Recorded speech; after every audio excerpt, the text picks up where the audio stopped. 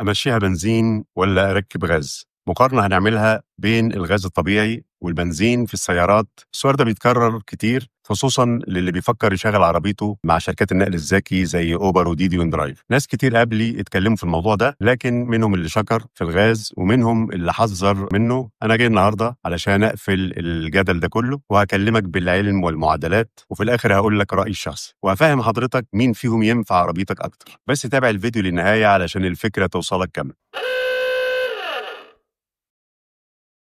الفرق الاساسي بين الاثنين بالنسبه للبنزين ده الوقود التقليدي اللي كلنا عارفينه، واللي المحركات متصممه اصلا عليه، رغم ان في بعض التعديلات اللي حصلت على المحركات بتاعه العربيات من سنه 2000 علشان تقدر المحركات تستقبل بنزين اوكتانه اعلى. سعر البنزين دلوقتي غالي، ولسه اكيد طبعا هيغلى تاني وتالت. البنزين موجود في كل المحطات ومنتشر في كل مصر بدون مشاكل. اما الغاز الطبيعي CNG فهو البديل الاقتصادي في السنين الاخيره، سعره ارخص من البنزين بس برضه بيزيد مع زيادات البنزين، ومحطاته اقل شويه من البنزين. وفي طرق مش هتلاقي عليها محطات غاز، لكن مش هتواجه مشكله لان انت هتتحرك بالبنزين لحد ما توصل لمحطه الغاز. المقارنه هنبداها من ناحيه الاداء. بالنسبه للبنزين بيديك عزم احسن في العربيه. الاداء عاده بيكون مظبوط لان المحرك متصمم على النوع ده من الوقود، مش بيحتاج تعديلات كتير في الموتور، وبتحتفظ بمساحه الشنطه بتاعتك كامله، وده مهم للعربيات الهاتشباك. اما الغاز بيخلي العزم يقل شويه حوالي 10%، والاداء بيكون كويس، لكن السحب والتسارع مش زي البنزين. طبعا بيحتاج لصيانه دوريه وكشف على المنظومه. جزء كبير من شنطه العربيه بتضحي بيه. لو عربيتك شغاله بالغاز الطبيعي انت كده بتوفر كام في الشهر. من ناحيه التكلفه بالنسبه للبنزين، لتر البنزين دلوقتي ساعه تسجيل الفيديو ال 92 ب 17 جنيه وربع، وال 95 ب 19 جنيه. يعني لو عربيه بتشرب بنزين بسبب مثلا ان الموتور مش مظبوط او السي عالي، هتصرف فلوس كتير. اما بالنسبه للغاز فهو ارخص من البنزين بحوالي 30 الى 40%، وهتوفر حوالي من 700 الى 800 جنيه لكل 1000 كيلومتر هتمشيهم. لكن تركيب منظومة الغاز سعرها غالي، والتكلفة بتكون حوالي من 23,000 إلى 25,000 جنيه. بس الشركات حلت المشكلة دي ووفرت التركيب بطرق مختلفة من الكاش والتقسيط. طيب نتكلم بشكل علمي شوية، ومش عاوزك تفصل مني ولا تجري الفيديو علشان تفهم الموضوع كويس، لأننا هنتكلم في أرقام وإحصائيات. هات مشروبك المفضل وتعالى نفهم الموضوع ده صح.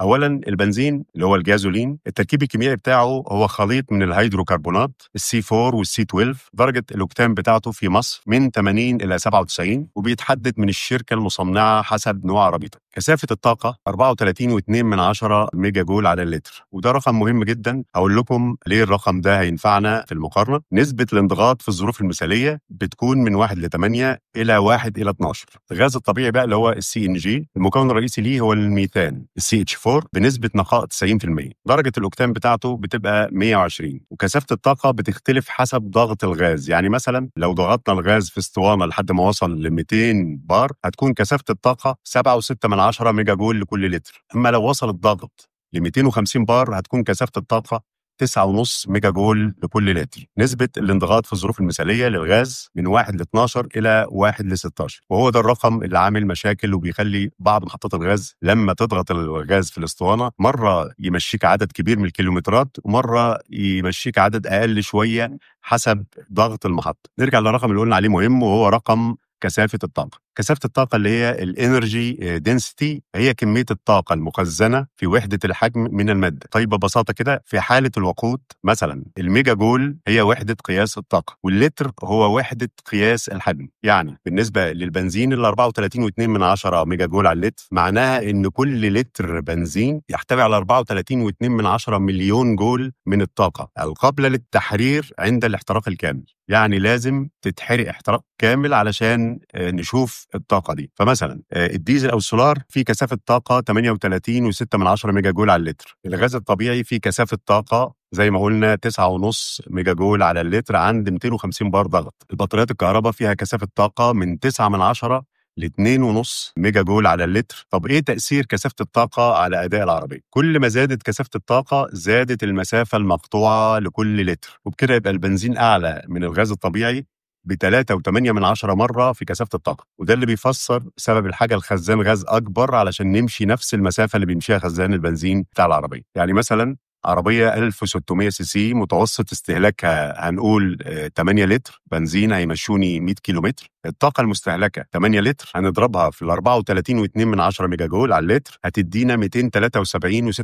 طب لو عايز اقطع مسافة 500 كيلومتر هحتاج تانك بنزين 40 لتر علشان احقق طاقة مستهلكة 1368 ميجا جول علشان اقطع نفس المسافة. ولو عاوز اقطع نفس المسافة بالغاز فانا محتاج اسطوانة 150 لتر، يعني هتضحي بالشنطة والكنبة اللي ورا والكرسي اللي جنبك كمان. طب الرقم ده مؤثر في ايه؟ الرقم ده مفيد للشركات اللي بتصمم خزانات الوقود علشان تخزن طاقة أكبر في حجم أقل، وبيأثر على كفاءة المحرك. يعني كل ما زادت كثافة الطاقة اتحسن أداء المحرك. وفي ملاحظة هنا، القيمة دي هي قيمة نظرية لما بيكون في احتراق كامل، وعمليا مفيش حاجة اسمها احتراق كامل لأن أي محرك لازم بيفقد ما لا يقل عن 25% من الطاقة بتاعته في الحرارة والاحتكاك. كده فهمنا أهمية كثافة الطاقة. ندخل بقى لنقطة تانية مهمة وهي أداء المحرك. طيب سؤال ناس كتير بتسأله، طالما الغاز الطبيعي أرخص ليه الناس كلها ما حولتش عربيات غاز؟ وعشان نرد على السؤال ده لازم ندرس أداء المحرك مع الغاز ومع البنزين. أداء المحرك بيعتمد على شوية حاجات. أول حاجة وأهم حاجة هي الكفاءة الحرارية. البنزين كفاءته الحرارية من 25 إلى 30% نظرا لأنه بيفقد الطاقة الحرارية بتاعته. أما الغاز الطبيعي فكفاءته الحرارية بتوصل ل 35%، وده بسبب ارتفاع نسبة الانضغاط بتاعته، وإن الغاز بيبقى الاحتراق فيه أنظف وما بيبقاش فيه انبعاثات ورواسب كربونيه. وفي حاجه مهمه لازم نعرفها وهي اللي هتفهمنا الموضوع كله، وهي الرقم الاوكتاني. العلاقه بين الرقم الاوكتاني ودرجه حراره المحرك هي علاقه عكسيه في الظروف العاديه طبعا. يعني ايه الكلام ده؟ يعني كل ما زاد رقم الاوكتان مقاومه الوقود للانفجار بتزيد. والمقصود هنا مش الانفجار العادي، لا، احنا عايزين نتكلم عن الاحتراق الغير مرغوب فيه او اللي بنسميه unwanted combustion. درجه الحراره القصوى في غرفه الاحتراق بتنخفض لأن الوقود عالي الأوكتان بيتحرق بسرعة أبطأ وبشكل تدريجي ومنتظم، غير الوقود الأقل أوكتان خالص. البنزين أوكتان 95 درجة حرارته جوه غرفة الاحتراق أعلى.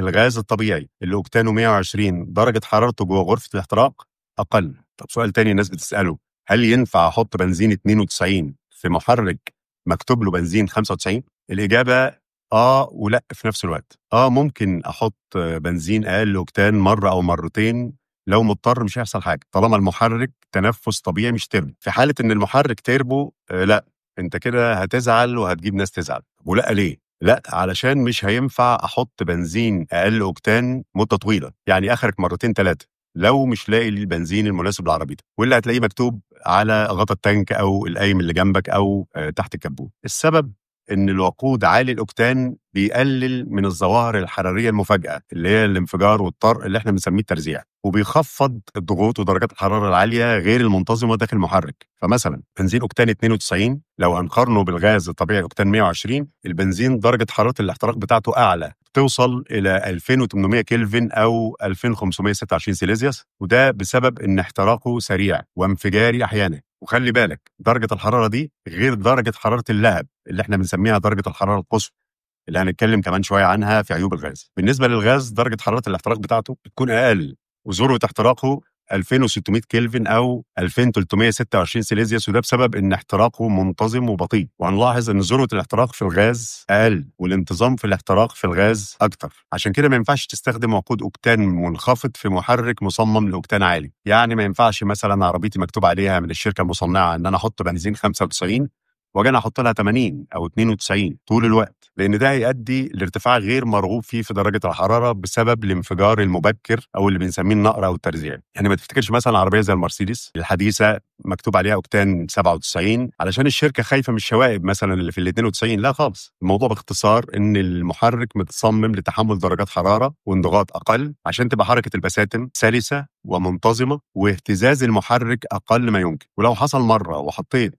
بنزين اوكتان واقل هتحس بعدم انتظام والعزم هيقل لان الاحتراق بيحصل في غير ميعاده، لكن كمبيوتر العربيه هيحاول يعدل وقت الاحتراق، بس طبعا ده هيسبب استهلاك بنزين اكتر وهيكون فيه اهتزاز وبرجله اكتر. خلاص كده احنا فهمنا تاثير الاوكتان. الفرق بين العربيات الغاز والبنزين ومين فيهم اللي هيكلفك فلوس اكتر. طيب مؤشرات الاداء اللي هتنفعنا في المقارنه دي، في الطبيعي اسطوانه الغاز بيتم الضغط فيها لحد ما توصل للنسبة الآمنة، وهي قلنا من 200 ل 250 بار في مصر. في أوروبا النسبة بتكون ثابتة 300 بار. احنا هنا في مصر هنحسب على نسبة ال 250 بار، وده في حالة إن المحطات شغالة صح. طبعا كلنا عارفين إن الغاز الطبيعي قابل للانضغاط، وده معناه إن حجمه بيتغير مع الضغط. العلاقة بين الحجم والضغط بتتحسب بقانون بويل. الغاز المثالي عند درجة حرارة ثابتة. القانون ده بيقول B1 في V1 بتساوي B2 في V2. B1 ده هو الضغط الجوي اللي هو 1 بار. ال V1 دي اللي هي حجم الغاز غير المضغوط اللي هي 1 متر مكعب. ال B2 ده الضغط اللي احنا عايزين نعمله اللي هو 250 بار. وال V2 ده هي النسبة اللي احنا عايزين نخرجها من المعادلة. بدون دخول في مواضيع هندسية، هو ده القانون وهيظهر قدامكم. وهنا بعد التعويض في القانون، ودي النتيجة النهائية.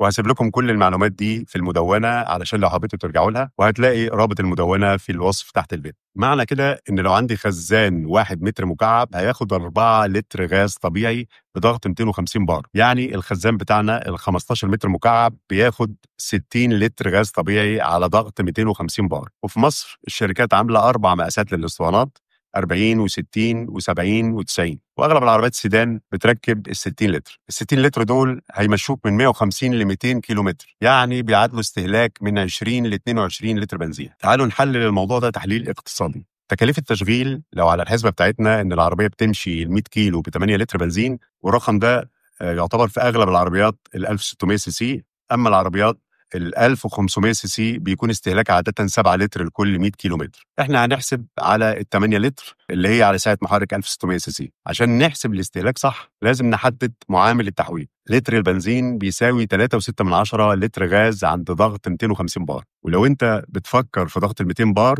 هيساوي 4.5 لتر غاز. اغلب المحطات بتضغط ال 250 بار. يبقى خزان البنزين ال 50 لتر على الحسبة دي هيمشيني 600 كيلو متر تقريبا. واسطوانة الغاز ال 15 متر مكعب اللي فيها 60 لتر بضغط 250 بار هتمشيني 200 كيلو. لو قلنا ان لتر البنزين ب 17 وربع ومتر مكعب الغاز ب 7 جنيه ونص، ولو حبينا نحسب الحسبة ونشوف التوفير السنوي لقطع مسافة 30,000 كيلو متر، يعني بمعدل تقريبا من 100 ل 105 كيلو متر في اليوم، اللي هو المعدل بتاع الإنسان الطبيعي الملاكي اللي بيروح شغله الصبح ويرجع ينام وممكن ينزل مع أصحابه بالليل على القهوة. لو هنحط بنزين هيكلفنا خلال السنة كلها 41,400 جنيه، ولو هنحط غاز هيكلفنا تقريبا 17,775 جنيه، يعني بنسبة توفير سنوي 23,625 جنيه. يعني هتوفر في الشهر 1,970 جنيه اللي هو توفير 57%. يعني حضرتك لو حولت عربيتك غاز هتوفر 57% من مصاريف عربيتك أو 23,625 جنيه في خلال سنة كاملة. ده في حالة إن استهلاكك للعربية طبيعي وشغلك في نفس المحافظة اللي أنت عايش فيها. خلي الرقم ده في دماغك وكمل معايا الفيديو عشان نشوف يستاهل تركب غاز ولا لا. لازم نتكلم برضو في المقارنة دي على الأثر البيئي. انبعاثات العادم من البنزين والغاز بيخرج فيها أول وتاني أكسيد الكربون وهيدروكربونات ومجموعة من أكاسيد النيتروجين. وهيظهر قدامكم دلوقتي جدول العوامل. واضح طبعا إن الغاز أقل في الانبعاثات. طيب بعد كل المعلومات دي هل الغاز فيه مشاكل؟ الكلام ده صح ولا لا؟ هتتفاجئ بالحقيقة. هنتكلم عن الاعتبارات الفنية زي الصيانة الدورية مثلا. في البنزين انت بتغير البوجيهات من 50,000 إلى 60,000 كيلو متر. في الغاز هتغيرها من 20,000 إلى 30,000 كيلو. تنظيف الرشاشات في البنزين انت بتعمله من 40,000 ل 50,000 كيلو. في الغاز مش مطلوب منك تنظيف رشاشات. فحص الاسطوانة في الغاز طبعا بتعمله كل 3 سنين، وفي ناس بتفحصها كل سنة. في البنزين الكلام ده مش موجود. تغيير زيت المحرك والفلاتر في البنزين بتغيره من 10,000 ل 15,000 كيلو. في الغاز هتغيره من 7,000 ل 10,000 كيلو. تنظيف صمامات البوابة في البنزين من 30,000 ل 40,000 كيلو. في الغاز من 15,000 إلى 20,000 كيلو. كل الأرقام دي وسببها وتكلفة قطع الغيار هتلاقيني حاططها لك في المدونة. شوف بقى تأثير درجات حرارة الاحتراق على أداء المحرك. بالنسبة للبنزين نطاق درجة الحرارة بيكون من 1900 إلى 2200 سيليزيوس. درجة الحرارة القصوى 2100 سيليزيوس. سرعة انتشار اللهب بتاع البنزين من 35 إلى 50 متر على الثانية. الغاز الطبيعي نطاق درجة الحرارة بتاعته من 1700 إلى 1950 درجة سليزيوس، ودرجة حرارة القصوى 1950، وسرعة انتشار اللهب من 25 ل 40 متر على الثانية. كده يبقى لازم ندرس تأثير درجات الحرارة العالية دي على غرف الاحتراق ووش السلندر والصبابات، ودي بنسميها الإجهادات الحرارية. درجة حرارة الصبابات في حالة البنزين من 650 ل 750 درجة، في حالة الغاز من 550 ل 650، الغاز أقل. درجة حرارة البستم من 300 و 400 في حالة البنزين، في الغاز من 250 ل 350 أقل برضه. إجهاد وش السلندر في البنزين عالي، في الغاز متوسط. هنلاحظ الحرارة اللي بتتعرض ليها الصبابات والبساتم أعلى في حالة البنزين، وده لأن المشكلة مش في درجة الحرارة بس، لا، في قوة الانفجار، وده اللي بيسبب شروخ في وش السلندر وجدران الاسطوانة مع التشغيل المستمر لوقت طويل في حالة البنزين. والكلام ده كان بيحصل زمان في العربيات القديمة لأنها كانت مجهزة لبنزين أوكتان 80 90، وكانوا بيركبوا عليها منظومات الغاز بمفتاح تحويل مانيوال. لكن في العربيات بعد سنة 2000 المحركات اتطورت، وكمان منظومات الغاز كمان بقى فيها كنترول بيقول لك قد إيه غاز وقد إيه بنزين، وده بيحمي وش السلندر. يعني برضو ما فهمناش أني أحسن، الغاز ولا البنزين؟ طيب، محتاجين علشان نجاوب على السؤال ده نشوف توزيع الحرارة داخل المحرك. بالنسبة للبنزين توزيع الحرارة غير متجانس، وفي بقع ساخنة بتحصل حوالين البوجيهات، والتدرج الحراري بيبقى حاد جدا بين مناطق الاحتراق في البستم. بالنسبة للغاز التوزيع الحراري بتاعه متجانس أكتر، وانخفاض كبير ملاحظ في البقع الساخنة على البوجيهات بنسبة 25%، والتدرج متجانس واختلاف حراري أقل بين مناطق البستم. بالنسبة للتأثيرات طويلة المدى على المحرك زي مثلا تآكل المكونات، في حالة البنزين الصبابات بتتاكل أسرع بنسبة 20%، الغاز الصبابات عمرها بيبقى أطول. طقم الشامبر فيه ترسبات كربونية أعلى في حالة البنزين، في حالة الغاز نظافة أفضل. جدار الاسطوانة التآكل بتاعه بيبقى أكبر بسبب الحرارة في حالة البنزين، في حالة الغاز في حماية أكبر. طب نبص بقى على كفاءة التبريد. البنزين بيحتاج نظام تبريد كفاءته أعلى عشان درجة الحرارة العالية بتاعته، وبيحصل فيه فقدان حراري بنسبة من 15 ل 20%. أما الغاز الحمل الحراري بتاعه أقل على نظام التبريد، فكفاءة التبريد بتاعته بتبقى أعلى بنسبة من 10 إلى 15%. ولو هنبص على المنحنى اللي في الصورة اللي بيقارن منحنيات درجة الحرارة أثناء دورة الاحتراق للبنزين والغاز، هنلاحظ إن احتراق البنزين عبارة عن ارتفاع سريع في درجة الحرارة بعد الشرارة على طول، والاحتراق بتاعه سريع، وهنا هتلاقي ذروة حادة وبعد كده انخفاض تدريجي خلال مرحلة التمدد. أما بالنسبة للغاز هنلاقي ارتفاع تدريجي في درجة الحرارة لأن الاحتراق بتاعه أبطأ، والذروة بتاعته هنلاحظ إنها أقل حتة مع انخفاض أكتر استقرارا. ودي معادلات الاحتراق الأساسية هتشوفوها قدامكم على الشاشة وهنزلها في المدونة. جدول المقارنة النهائي بالنسبة للبنزين كفاءة الاحتراق بتاعته 85%، أما الغاز كفاءة الاحتراق بتاعته 92%. هنا فاز معانا الغاز. الإجهاد الحراري في البنزين عالي، في الغاز متوسط، برضو الغاز هو الفائز. تكلفة الصيانة في حالة البنزين تكلفة عالية، في حالة الغاز التكلفة منخفضة، وبرضو اللي فاز هو الغاز. نلاحظ في البيانات إن في انخفاض في درجة حرارة احتراق الغاز الطبيعي بنسبة من 150 ل 250 درجة أقل من البنزين، وده بيوفر ضغط أقل على نظام التبريد وعمر أطول لمكونات المحرك وكفاءة أعلى في نقل الطاقة. منظمة الطاقة العالمية IEA اللي هي الانترناشونال انرجي ايجنسي بتوصي باستخدام الغاز الطبيعي في الحالات اللي جايه دي: المركبات ذات الاستخدام اليومي المكثف زي الناس عندنا اللي شغالين مثلا في شركات النقل الذكي او تاكسي، المناطق الحاره لتقليل اجهاد التبريد، الناس اللي عايشين في جنوب مصر زي اسوان والاقصر وهكذا، الاساطيل اللي عايزه تقلل تكاليف الصيانه زي مثلا الشركات الكبيره اللي هي بتاعه الشحن وغيره. نيجي بقى لعيوب الغاز. ما هو ما فيش حاجة في الدنيا ليها مميزات وملهاش عيوب.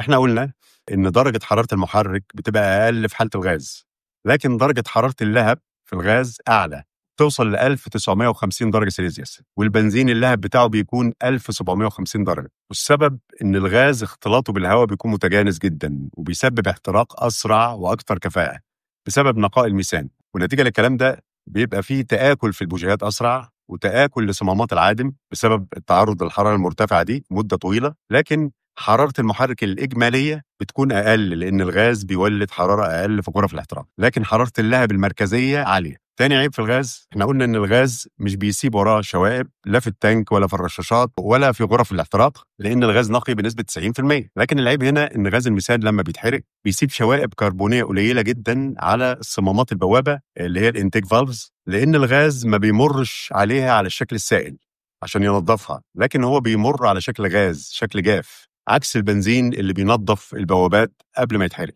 ثالث عيب، شوائب الغاز القليله جدا من الكبريت بتتفاعل مع الزيت بتاع المحرك مع الحراره وبتخفف الزيت وبتكون شوائب على حلقات المكبس اللي هي بنسميها البستون رينجز. عشان كده الغاز بنستخدم معاه زيوت معينه وبوجيهات من الإيريديوم، وهو ده سبب تضارب الاراء بين الناس في حته ان الغاز درجه حرارته اقل ومفيش رواسب وفي نفس الوقت شديد على المحرك، وبيحتاج نغير زيت وبوجيهات وننظف بوابه ونعمل طقم شمبر كل فتره. السبب ان الغاز فعلا انضف من حيث الانبعاثات ومش بيطلع رواسب كتير، ودرجه حراره المحرك الاجماليه بتكون اقل، لكن الغاز بيكون قاسي على بعض اجزاء المحرك لان اللهب والحراره المركزيه كبيره والوقود جاف مش سائل زي البنزين علشان يبرد وينظف، وده بيسبب تآكل اسرع للبوجيهات والصبابات وعمر اقصر لطقم الشمبر. منظومات الغاز الحديثه بقت بتعمل حل للموضوع ده عن طريق كنترول خاص لمنظومه الغاز بينظم الغاز والبنزين عن طريق ان هو يبخ مره بنزين كل 4 أو 5 مرات غاز. البنزين السائل ده بيبرد الحراره المركزيه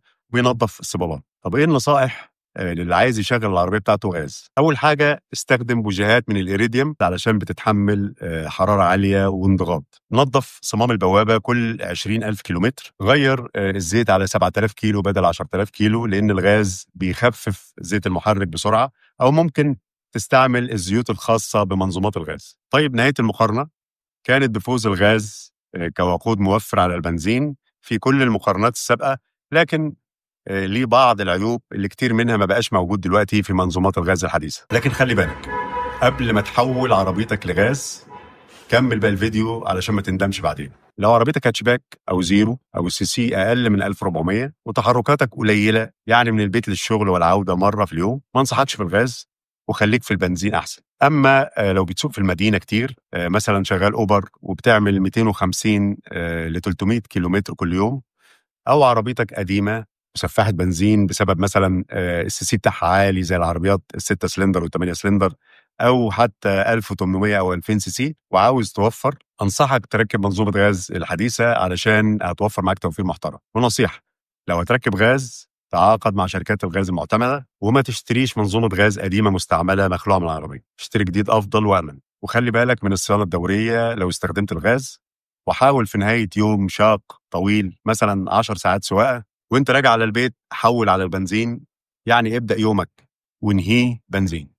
الموضوع في الآخر بيبقى حسب احتياجك. لو عاوز توفير وبتسوق في المدينة كتير، الغاز اختيار ممتاز. لو عاوز أداء أحسن وبتسافر كتير، البنزين يبقى عملي أكتر. المهم تعمل حسابك كويس قبل ما تاخد قرارك. ما تنساش تشير الفيديو عشان غيرك يستفيد، ولو عجبك المحتوى اضغط لايك وكومنت بأي سؤال عندك أو رأيك حتى، ولو عندك تجربة مع الغاز أو البنزين اكتب لي في الكومنتات، واشترك في القناة علشان يوصلك كل جديد عن السيارات. أشوفكم على خير. كان معاكم المهندس إيهاب بركة.